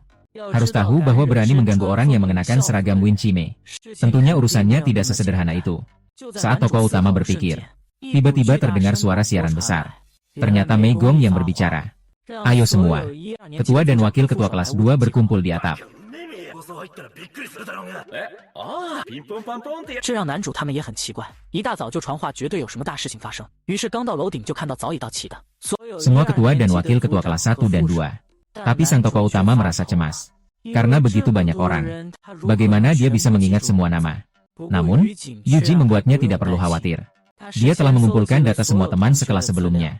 Meskipun tidak bisa bertarung sendiri, tetap harus berguna untuk sang protagonis dengan cara lain. Dia sebenarnya tidak punya kepala seperti Anich. Setidaknya bisa bertarung. Tak disangka di masa depan bertarung dengan Jing sangat menakutkan. Memikirkan hal ini, maka Su Fang berencana menjadi diplomat sang protagonis. Nanti mereka berdua. Dia adalah tangan kanan dan kiri yang paling dapat diandalkan oleh tokoh utama. Wanita. Tidak, saya tidak. 也就在这时，梅宫一带着一群手下走了过来。下一秒，他们全部整齐划一站着。男主便询问于景为何梅宫一身后那么多人。 Tahu.